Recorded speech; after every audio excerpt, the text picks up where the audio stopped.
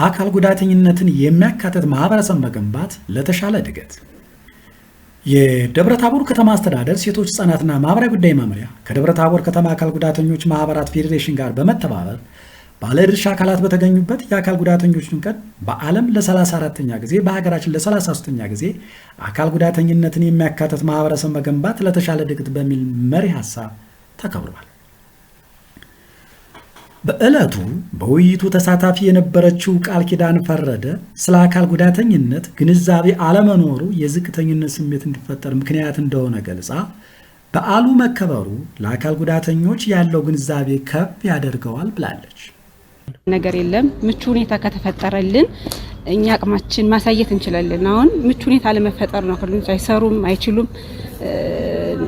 በመጀመሪያ ደረጃ ግን አካል ጉዳተኞች እኛ ራሳችን ለራሳችን ያለን ግንዛቤ ዝቅተኛ ነው ማለት አንችልም ለራሳችን ስለምናስብ። አካል ጉዳተኝነት ግን አለመቻል ሳይሆን ሰርተን ማሳየት የምንችል ሌሎች ማርያም መሆን የምንችል ሰዎች ነን። ምቹ ሁኔታ ከተፈጠረልን ማንችለው የለም። ሁሉን ነገሮች መስራት እንችላለን።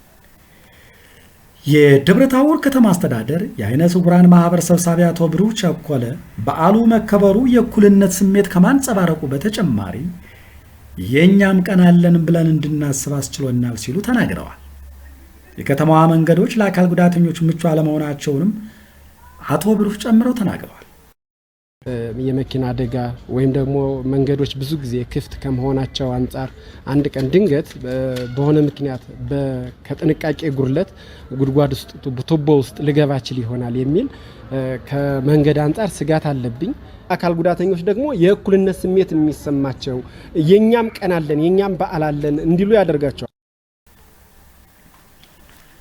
በመርሃ ግብሩ ላይ ከአካል ጉዳተኞች ቀን ጋር አያይዘው ሰነድ ያቀረቡት የደብረታቦር ከተማ አስተዳደር ሴቶች ህጻናትና ማህበራዊ ጉዳይ መምሪያ የማህበራዊ ጉዳይ ቡድን መሪ አቶ አክሎክ አበበ ዓለም አቀፍ የአካል ጉዳተኞችን ቀን የሚከበረው የአካል ጉዳተኞችን መብትና ክብር ለማሳደግ፣ የአካል ጉዳተኞችን ተካታችነት ለማሳወቅ፣ የአካል ጉዳተኞችን ችግሮች አጉልቶ ለማሳየት፣ ትብብርና ቅንጅትን ለማሳደግ፣ የአካል ጉዳተኞችን አስተዋጽኦና ስኬት እውቅና ለመስጠት መሆኑን ጠቅሰው በከተማ አስተዳደሩ ከሚገኙት 1027 አካል ጉዳተኞች ውስጥ በአብዛኛው በማህበር ተደራጅተው መብታቸው እንዲከበር እየሰሩ ይገኛሉ ብለዋል።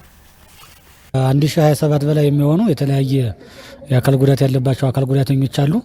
እነዚህ አካል ጉዳተኞች በአብዛኛው በማህበር ተደራጅተው መብታቸውን ለማስከበር፣ የኢኮኖሚ ተጠቃሚነታቸውን ለማረጋገጥ፣ የባህላዊና የፖለቲካዊ ተሳትፏቸውን ለማሳደግ እየተንቀሳቀሱ ይገኛል። የተዛባን አመለካከት ሰብረው ለዚህ ትልቅ ደረጃ ለደረሱበት እንደ ከተማ አስተዳደር እውቅናና ምስክር ወረቀት የምንሰጥበት ስለሆነ ሌሎች አካል ጉዳተኞች ደግሞ ከነዚህ ተምረው የተሻለ ሊሆኑ ስለሚችሉ ይህም አንዱ ጠቀሜታ ነው።